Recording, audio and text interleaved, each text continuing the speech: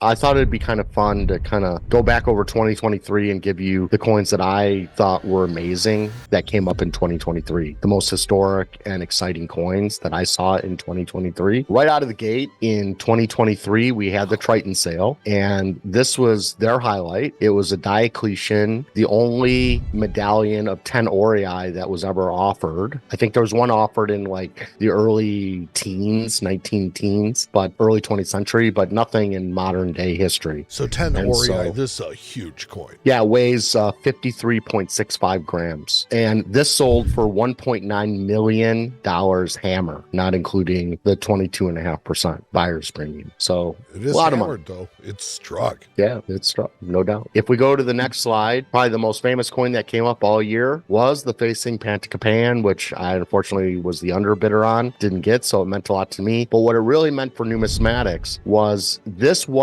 coin, this exact coin, was the record holder for the most expensive coin ever to sell back in 2012 when it sold for $3.2 million. Then it was broken by the Gold Idmar. That's now the tainted Gold Idmar that I was also the underbidder on. So I was the underbidder on a lot of historical coins, but we know the story about that. It's been confiscated. It's no longer in the market. It's gone back to Greece, and it'll never be in the market again. So it was only fitting that the facing Panticapan broke back the record that the Gold Idmar had and sold for 4 million Swiss francs hammer. So all in, I think it's around $6 million, something like this. And so I think it's really cool that the record holder is now the record holder again. And a tainted coin is no longer in the history books in the same way. Cool. It's in the history book for another reason, but not for being the most expensive ancient coin ever to sell. It's more infamous than it is famous. Mm-hmm. Absolutely. Absolutely. If we go to the next slide, same auction, NAC in their fall. We talked about this coin. This is a medallion of Probus. This weighs, it's not as big as obviously as a 10 medallion one. It's about half the size.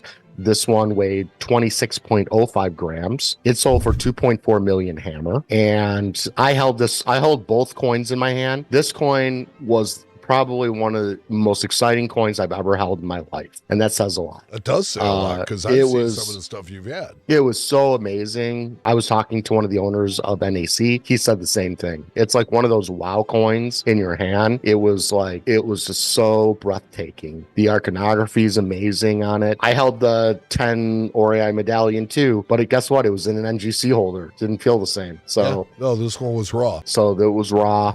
And honestly, even though the 10 medallion is rarer for the denomination and bigger, this is so much prettier. So much prettier. The intricacy of this design is just amazing. And then again, this one is just absolutely hammered. You know, the armor plates on the back, have the abs on them. And it's just, these guys are ripped. Yep. And that's the emperor probably crossing the Rhine River to go fight the Germanic tribes with the river god below. And then you have Probus on the obverse, and behind him is Hercules with his club. So it really says so much. And this coin was most likely could have been held by Probus himself, because these medallions were given out to high-ranking officials of the armies to kind of give them a big payday. And so there's a good chance that this was held by Probus himself or his inner circle. That's cool. So it's an amazing thing. Like the Panticapan was amazing, but it just didn't have the same wow factor as this coin did in your hand. Really incredible.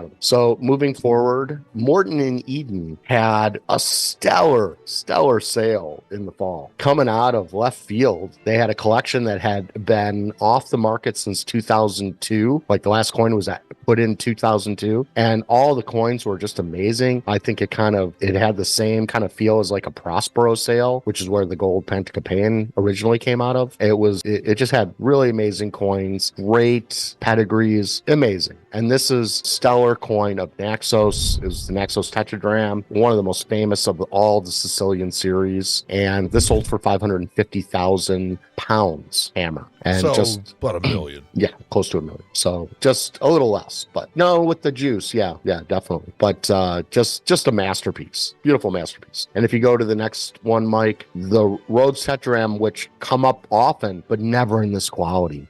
I held this thing. It was like the nose and her hair hair was like sharp to touch. That's how high relief it was. It was insane. You see the pupils in her eyes. It was an incredible coin. It was really amazing. And, you know, normal Rhodes tetradrachms that don't have this kind of high relief, but they're high relief, but they don't have this kind of detail, they might sell for like between 20 and 40,000, maybe less, just depending. This one brought 150,000 hammer pounds.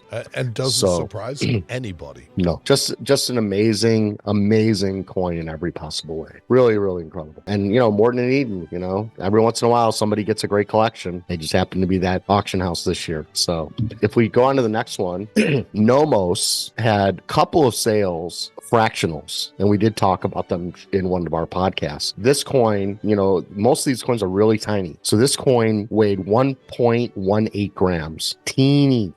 It's 11.5 millimeters. But look at the detail on such a tiny fractional. I mean, this is like not even half the size of a dime. Oh, it's teeny. And it's absolutely struck. Yes. Amazing coin. It was one woman's collection. She, from what my understanding is, everybody in Europe knew she was the person to go to with the best fractionals if they ever came in. And she was the first that anybody called from any of the dealers. And she worked with a lot of the head people in Europe going back probably 30, 40 years. And she passed away and left us this amazing collection. And so they ran it in a couple of sales, record prices all along. This little fractional brought 24,000 Swiss francs. A lot of money. Rare coin. Fractionals typically never bring this kind of money. And the prices that were being paid was astronomical, but the quality was amazing. I actually was in Zurich for the NAC sale, and I got to view the fractional sale in person, and every coin was amazing. I was there with my sister, and we were viewing together, and we kept saying, look at this one, look at this one, look at this one, look at this one. I mean, it was just stuff you'd never seen before. Incredible. So definitely a 2023 call out to Nomos and their fractions, which you probably will never see a group like that again. And finally, if we go to the last slide, I gotta bring it. You know, this was a die. This is actually an official die of a Byzantine gold coin of Basil I between 867 and 886 AD. And this one brought 19,000 Swiss francs hammer. And I believe this sold in Nomos as well. These, normally they're forger's dies. This is actually an official die. I'm almost positive. This is the reverse die of it. And that's what the dies of the coins would look like. When all these coins that you see that we've gone through, these are what the dies look like, guys, when they were striking. And so it's amazing. If you look at this, it makes you understand so much better why the relief looks the way it does. Why? I mean, it didn't have all the rust, but it had, just very little relief to it. Right.